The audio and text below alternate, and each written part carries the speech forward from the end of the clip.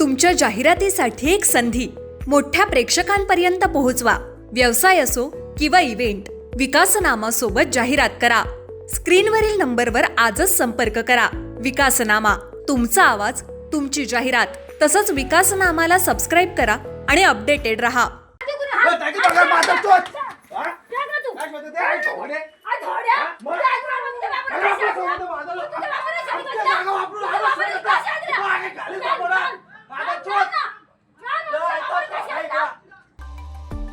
कर्जत तालुक्यातील टाकवे गावात रस्त्याच्या वादातून 3 महिलांना मारहाण झाल्याचा गंभीर आरोप समोर आला असून या प्रकरणात पोलिसांनी तक्रारीची दखल घेतली नसल्याचा आरोप पीडित कुटुंबानं केलाय।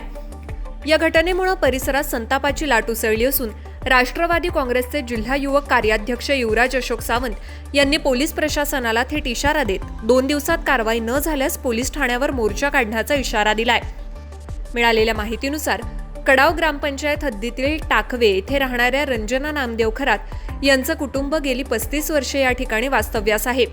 त्यांच्या घरासमोरील सर्वे क्रमांक 216 क मधील जागेतून अनेक वर्षांपासून 3 कुटुंबांचा ये-जा करण्याचा वहिवाटीचा रस्ता असून जनावरं आणि वाहनं देखील याच मार्गाचा वापर करत असल्याचा दावा करण्यात आलाय। रविवारी स्थानिक रहिवासी सिद्धेश काळोखे यांनी संबंधित जागेवर दगडी बांधकाम सुरू करून रस्ता बंद केल्याचा आरोप आहे। याबाबत जाब विचारण्यासाठी गेलेल्या रंजना खरात यांना शिवीगाळ करून हातातील विटेनं मारहाण करण्यात आली। त्यानंतर रामचंद्र काळोखे, रोशन काळोखे आणि सखाराम काळोखे यांनीही मारहाण केल्याचा आरोप करण्यात आलाय। रंजना खरात यांना वाचवण्यासाठी पुढे आलेल्या हिराबाई खरात आणि ज्येष्ठ महिला महालाबाई खरात यांनाही मारहाण करण्यात आल्याचं पीडित कुटुंबियांचं म्हणणं आहे। पीडितांच्या म्हणण्यानुसार आरोपीनं धक्काबुक्की करत जीवे मारण्याची धमकी दिली। तसंच जनावरांचा गोठा असलेली जागा हटवून मोकळी करून देण्याचा दबाव टाकण्यात आला। भीतीच्या वातावरणात खरात कुटुंबानं गोठ्याचा काही भाग हटवल्याचा दावा केलाय। घटनेनंतर कुटुंबातील महिला, पुरुष आणि मुलं भीतीपोटी 2 दिवस गावाबाहेर राहत असल्याचं सांगण्यात आलंय। दरम्यान तक्रार नोंदवण्यासाठी कर्जत पोलीस ठाण्यात गेल्यानंतर पोलिसांनी प्रत्यक्ष दखल न घेता ऑनलाईन तक्रार करण्यास सांगितल्याचा आरोप पीडित कुटुंबानं केलाय। त्यामुळे संतप्त झालेल्या कुटुंबियांनी राष्ट्रवादी काँग्रेसचे जिल्हा युवक कार्याध्यक्ष युवराज अशोक सावंत यांच्याकडे धाव घेतली। सावंत यांनी टाकवे येथे भेट देऊन परिस्थितीची पाहणी केली। यावेळी त्यांनी गंभीर आरोप करत सांगितलं की संबंधित मोकळी जागा केंद्र शासनाच्या नावे असल्याची माहिती समोर आली असून कोणत्याही बांधकामासाठी आवश्यक परवानग्या घेणं बंधनकारक आहे। मात्र परवानगीशिवाय बांधकाम सुरू करण्यात आलं असून याकडे वन विभाग आणि स्थानिक प्रशासन दुर्लक्ष करत असल्याचा आरोप त्यांनी केलाय। युवराज सावंत म्हणाले, रायगड जिल्ह्याच्या पोलीस अधीक्षक महिला आहेत, तरीही कर्जतमध्ये महिलांवर अन्याय होत असताना स्थानिक पोलिसांनी गांभीर्यानं दखल घेतली नाही, ही अत्यंत दुर्दैवी बाब आहे। पोलिसांनी दोन्ही बाजू ऐकून निष्पक्ष चौकशी करावी आणि पीडितांना न्याय द्यावा। अन्याय करणाऱ्यांना संरक्षण देण्याचा प्रयत्न झाला तर राष्ट्रवादी काँग्रेस गप्प बसणार नाही। 2 दिवसात योग्य कारवाई झाली नाही तर आम्ही पोलीस ठाण्यावर मोर्चा काढू। या प्रकरणामुळे टाकवे परिसरात तणावाचं वातावरण निर्माण झालं असून पोलीस प्रशासनाच्या भूमिकेवर प्रश्नचिन्ह उपस्थित केलं जात आहे। दरम्यान सिद्धेश काळोखे यांनी त्यांच्यावरील सर्व आरोप फेटाळून लावलेत। संबंधित जागेचा सातबारा आमच्या नावावर असून आम्ही कोणतेही बेकायदेशीर कृत्य केलेलं नाही असं त्यांनी सांगितलं। तसंच कोणत्याही महिलेला शिवीगाळ किंवा मारहाण करण्यात आली नसल्याचा दावा त्यांनी केलाय। रंजना नामदेव खरत ते दिवशी ते इथं आले, मला आईवरनं शिवी दिली। बोलतो तुझी यायची गांठ डायरेक्ट बोलतो, बोलले मनात आई आहे तुम्हाला आई नाही का? बोलतो मना शिवी लागली ती। बोलले मना शिया नका देऊ, बोलले आपण असेल तर काही बघून घे, बोलले मला रस्ता पाहिजे म्हणले, बोलले मला लढणं बघाय, बोलले माझी जागा होती, मी अर्ध घर त्यांना मोडून दिलं तरी ते ऐकत नाही। ते बोलतो तुला मारीन म्हणतो, डायरेक्ट म्हणतो मारीन, मी जेल बघायला लागलं तरी चालेल मला म्हणतो, मी डायरेक्ट मारीन। नाही इट घेऊन मारायला आला, टिपरी घेऊन आम्हाला मारायला आला। मी एकटी घरी होती इथे, माझा नवरा नव्हता, कोणी नव्हतं, सगळी लोक कामाला गेली आमची घरी। की एवढा नुसता येतो आईवरनं शिव देतो, बाकी बोलत सगळे नुसती घाण शिव देतो आम्हाला। रस्ता अजिबात नाही, बोलले पाणीदार रस्ता पाहिजे, लहान मुलं आहेत, आमची गाडी आहे, घोडा आहे, आमची गुरढोर आहेत, त्यांना रस्ता नको झाला, आम्ही का घरीच बसू का? बोलतो जा घरी बसून राहिले तरी चालतं। बोलतो घर म्हणतो देऊन टाका मला, मी घेतो घर, बोलतो तुम्ही जा कुठे तिकडे झाला रस्त्याला जाऊन राहिले तरी आम्हाला गरज नाही गेली म्हणतो, आम्हाला काय घेणे ते नाही म्हणतो। केस केली तरी आम्हाला धमकी देतो बाहेर जायला। 2 दिवस आम्हाला आम्ही बाहेर जाऊन राहिलो, बोलतो आम्ही केस केलं तर जावं तो केस, त्याला पण बोलतो मी घाबरत नाही म्हणतो। आणि मग त्याने धमकी दिली, त्याच्यामुळे जाऊन 2-3 दिवस बाहेर राहिलो आम्ही। बोलतो तुम्ही तिथे गेला तरी आम्ही तिथनं कुठं तुम्हाला बोलतो ठार मारीन, बोलतो रस्ताच नाही ठेवला, निघून पाणी नाही गेलं। मारले रामचंद्र काळोखे त्यांनी मला मारली, सिद्धेश रामचंद्र काळोखे त्यांनी पण मारली, इट घेऊन डायरेक्ट घरी आले मारायला। तर तिने मारली पण वीट. तर मी गेली ना, बोलतो जा गेलीस तरी चालेल बोलतो, मी नाही बोलतो घेणार बोलतो, काय करायची ते कर म्हणतो. इथनं घर पण बोलतो खाली करून दे मला. एवढे बोलतो, बोलले मी घर देऊन खाली मी जाणार कुठे, राहणार कुठे.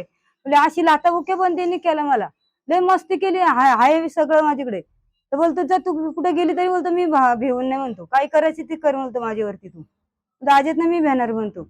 ते दोघं बापा आले ना, त्याची चुलता पण होता, त्याचा चुलत्याचा पर्या पण होता. तर ते चौघं पापलाक होते, मी एकटी होती बाई.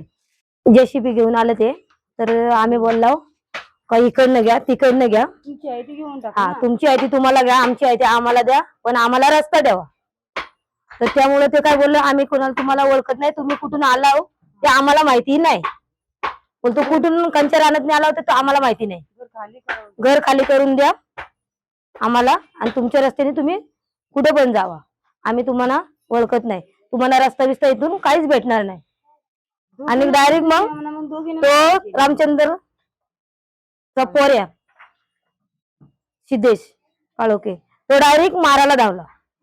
बोलतो बाजूला व्हा, नाहीतर तुम्हाला मी मारीन, असं बोलायला लागला. तर ती चुलता पण तिचा चुलता पोऱ्या पण जोरात बोल. तो डायरेक्ट धावून आला. बोलतो मला बोलतो आवाज कार्यक्रम, तो जेल बघायला लागलं तरी बोलतो मला लागल, चालेल बोलतो मी जेल बघील, पण तुला बोलतो ठार मारून टाकेल. तो बोले मार ना, बोले मारायचं काय, बोले माझ्या निघून घरी यायला रस्ता नाही, बोले निघून तुमच्या घरी असतं तर तुम्ही तुझ्या पण बाईने हेच केलं असतं ना. बोले थोडी तरी समजून घ्या ना, बोलले आम्हाला.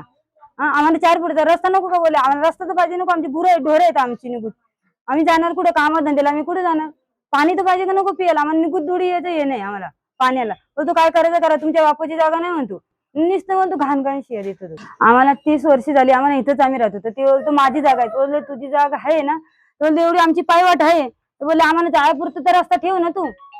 तर ते बोलतो नाही ठेवणार, बोलतो माझी जागा आहे, बोलतो मी घेऊन टाकणार आहे, बोलतो 30 लाख रुपये देऊन तुम्हाला जागेचे, बोलले मी रस्त्याचे. तर बोलले मी देऊ कुठं नाही, बोले आमची तेवढी कमाई असते, तेवढी जर आमची निघत असतं आम्ही इथं राहिलो असतो का तुझ्या जागेत, तुझ्या रस्त्यावर, तुझी हाय जागा तर तू घेऊन टाकून रस्ता देऊ ना, पाणी जायला तर रस्ता नको का आम्हाला. आमचा इथे वाडा होता, तर आम्ही मोडून देत नव्हतो. तर तो बोलतो मोडून देणार तर तुम्हाला आम्ही ठार मारू, बोलतो काय करायचं ते कर, बोलतो म्हणतो वाडा मी मोडणारच, बोलतो. तर आम्ही त्याच्या भीतीने मी मोडून दिला, आणि 2 दिवस मग घरी राहिले नाही, अशी बाहेर जाऊन राहिले. त्याने धमकी दिली मला, मी काय करणार.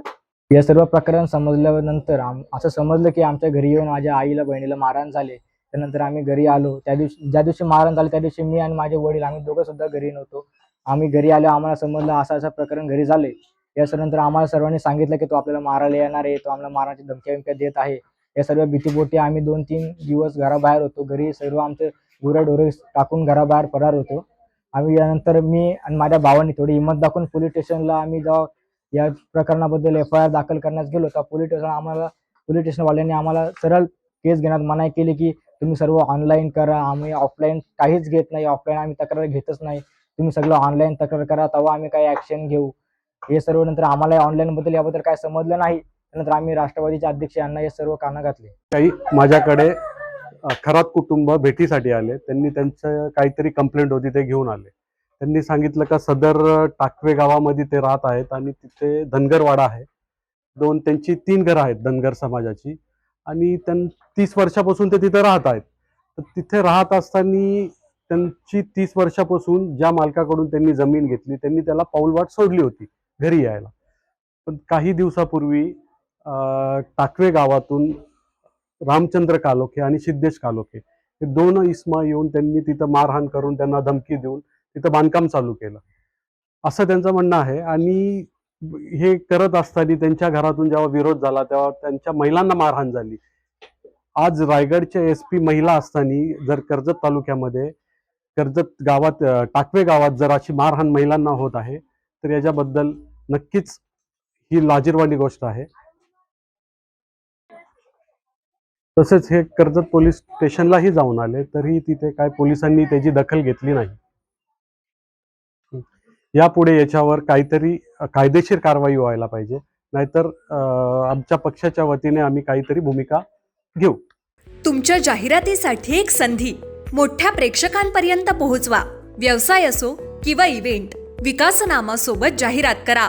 स्क्रीनवरील नंबरवर आजच संपर्क करा. विकासनामा, तुमचा आवाज, तुमची जाहिरात. तसंच विकासनामाला सबस्क्राईब करा आणि अपडेटेड रहा.